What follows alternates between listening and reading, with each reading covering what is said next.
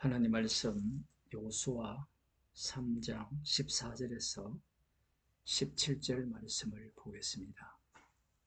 구약 성경 314쪽입니다.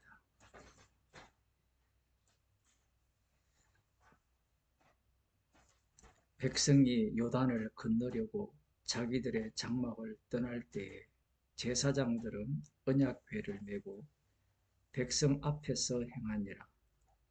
요단이 몸에 거두는 시기에는 항상 언덕에 넘치더라. 궤를 맨 자들이 요단에 이르며 궤를 맨 제사장들의 발이 물가에 잠기자 곧 위에서부터 흘러 내리던 물이 그쳤어 심히 멀리 사르단에 가까운 아담 업 변방에 일어나 쌓이고 아라바의 바다 여매로 향하여 흘러가는 물은 온전히 끊어지매 백성이 여리고 앞으로 바로 건널새 여호와의 언약궤를 맨 제사장들은 요단 가운데 마른 땅에 굳게 섰고 온 이스라엘 백성은 마른 땅으로 행하여 요단을 건너니라. 아멘. 여호와 하나님께서 명하셔서 언약궤를 맨 제사장들이 앞서 요단강으로 행하게 됩니다. 요단이 몸에 거두는 시기에는 항상 언덕에 넘쳤다. 강둑에 넘쳤다. 이러한 말씀입니다. 강둑에 넘치는 모습은 농촌에 산 사람들은 잘 알고 있죠. 여기 한강 같은 경우에도 작년 여름에 보면 비가 많이 내리면 물이 넘쳐요. 사람들이 한강에 들어가요. 물이 많이 넘쳐도 길 가까지 물이 넘쳐 오르잖아요. 오늘 본문을 보면 궤를 맨 자들이 요단에 이르며 궤를 맨 제사장들의 발이 물가에 잠기자 이렇게 기록되어 있거든요.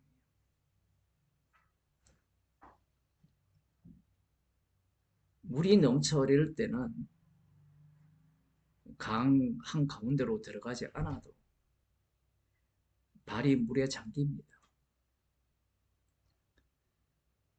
많은 목사들이나 신학자들이 이런 본문을 보면서 제사장들의 믿음도 작은 믿음이 아니라 큰 믿음, 담대하게 이 유속이 빠른 강으로 믿음을 갖고 들어갔다. 이렇게 해석을 하는 경우가 많아요. 여호와 하나님께서 명하신 대로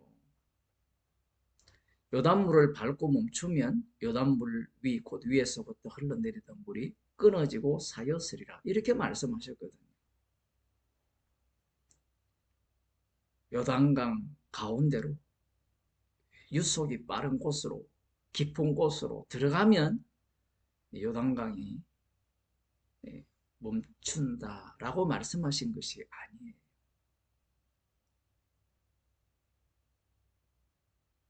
제사장들이 언약궤를 맨 제사장들이 요단강 가에 발이 물에 잠기자 물이 멈췄습니다. 신기한 일이죠. 굉장히 멀리 떨어진 곳 아담의 변방에 일어나 쌓이고 그리고 내려가던 물들은 다 사해로 흘러 들어갔겠죠. 고도 차이가 많기 때문에 물살이 굉장히 빠른 거고 1월 정도에 이스라엘의 1월인데 비가 많이 오니까 얼마나 수량이 많겠습니까?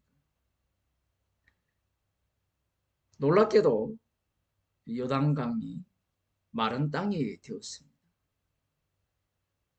언약궤를 맨 제사장들은 요단강 가운데 서게 되고 이스라엘 백성은 마른 땅으로 요단을 건너게 됩니다.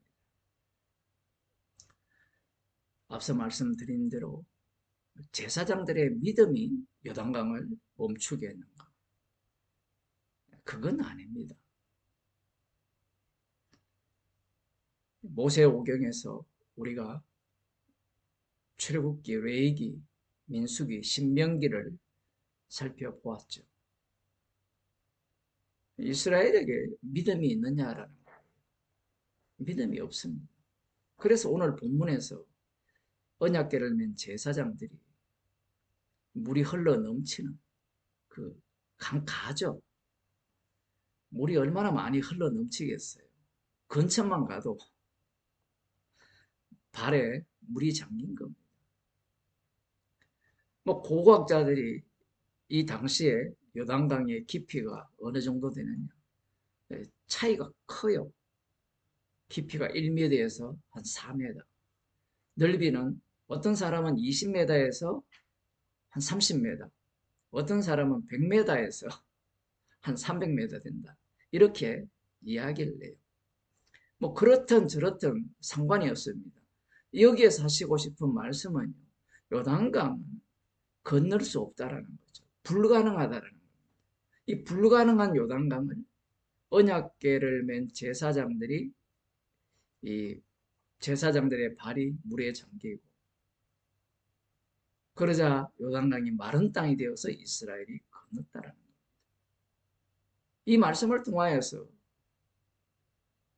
사람들은 곧장 우리도 언약궤를 맨 제사장처럼 순종하자. 이러한 믿음을 갖자. 이렇게 교훈을 하고 설교를 해요. 그렇게 되어버리면 어떤 문제가 발생하느냐 하면 요단강을 걷는 것은 우리의 믿음 때문이다. 이렇게 돼요. 이것은 이제 복음을 들은 우리들이 천국에 갔을 때 천국에 내가 들어올 수 있었던 이유는 나의 믿음 때문이다. 이렇게 말하게 되겠죠. 기존 교회에서 믿음으로 구원에 이른다라고 하니까 이 믿음을 나의 믿음으로 이렇게 가르치는 겁니다. 구원파들 같은 경우는 특히 그러하죠. 구원파 계열들은 나의 확신, 나의 믿음. 제가 보기에는 개혁주의도 구원파고요. 교리를 믿잖아요. 뭐 신천지도 마찬가지고. 나의 믿음을 빼버리면 천국 못 간다고 생각합니다. 에베소서 2장 8절을 보겠습니다.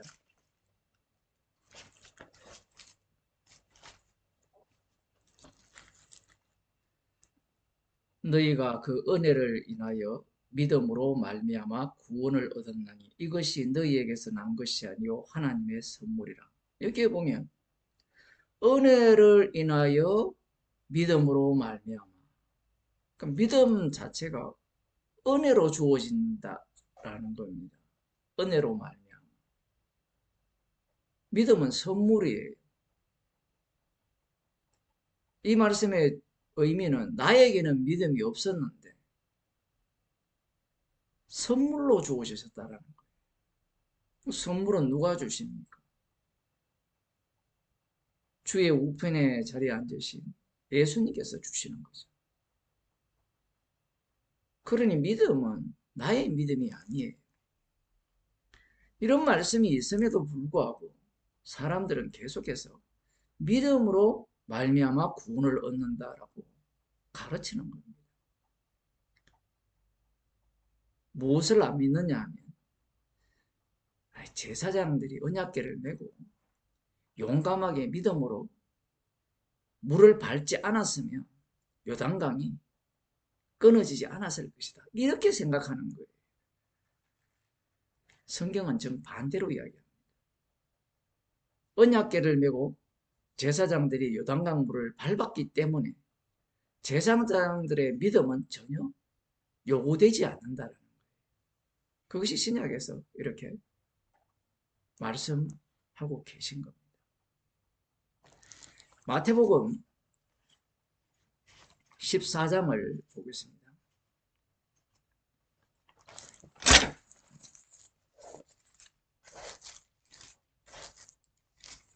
마태복음 14장 28절인데요. 베드로가 대답하여 가로되 주여 만일 주시어든 나를 명하여 물 위로 오라 하소서 한데, 예수님이 밤에 바다 위로 걸어오심을 보고 제자들이 놀라서 유령이다 이렇게 할 때 안심하라 내니 두려워 말라 말씀을 예수님께서 하시니까 베드로가 주여 만일 주시어든 나를 명하여 물 위로 오라 하소서. 예수님이 오라고 합니다. 그러자 베드로가 물 위로 걸어갑니다. 그런데 바람을 보고 무서워 물속으로 빠져 들어가게 되죠. 그때 베드로가 주여 나를 구원하소서라고 합니다.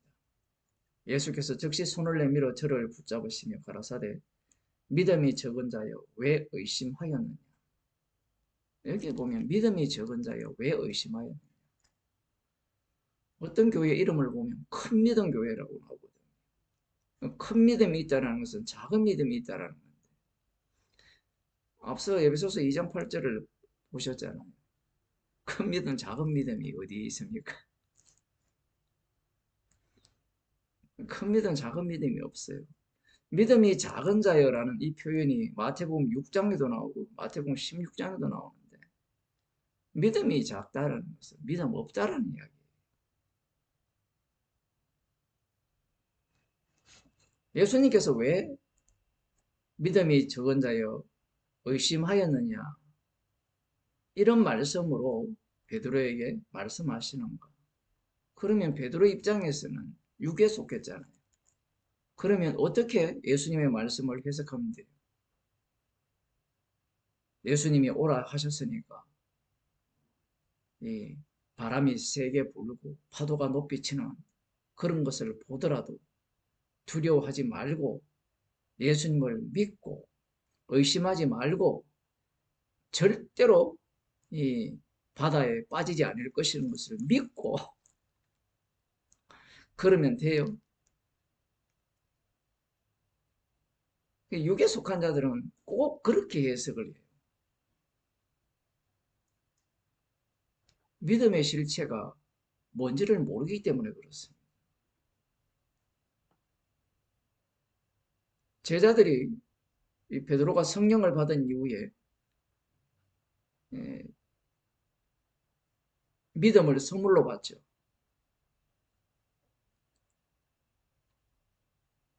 어떤 믿음을 보여줍니까?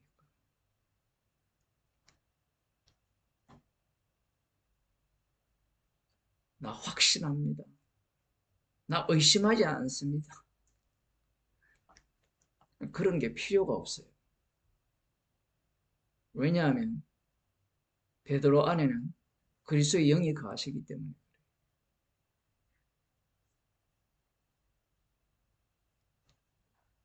나의 큰 믿음, 나의 의심 없는 믿음, 그것을 주님은 원치 않습니다.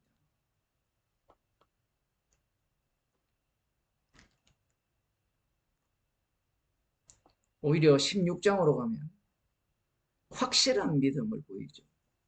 예수님을 그리스도시요 살아계신 하나님의 아들이라 이렇게 고백하잖아요. 그 확실한 믿음은 예수님이 십자가 지신다고 할 때 하나님의 일을 생각지 않고 사람의 일을 생각하는 사단의 확신이 되는 겁니다.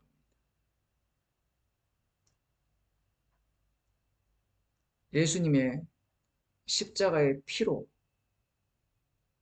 주신 선물인 믿음을 가진 자들은 나의 믿음을 신뢰하지 않습니다. 부정하죠. 의심하지 않는다. 아무 소용없습니다. 이 내 믿음이 확실하다, 큰 믿음이 있다, 의심하지 않는 자들은요, 십자가를 자랑하지 않습니다. 자신의 믿음을 내세우죠. 그러나 성령을 받은 자들은 나의 큰 믿음, 나의 확실한 믿음, 의심 없는 믿음을 내세우는 게 아니라 십자가 앞에서 죄인으로 드러나요. 십자가만 자랑합니다. 주님이 홀로 십자가에서 다 이루셨습니다. 기도하겠습니다. 하나님 아버지,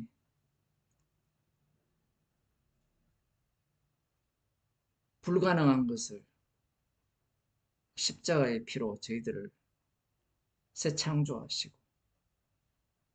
우리에게 나올 수 없는 것들을 주님께서 우리를 통하여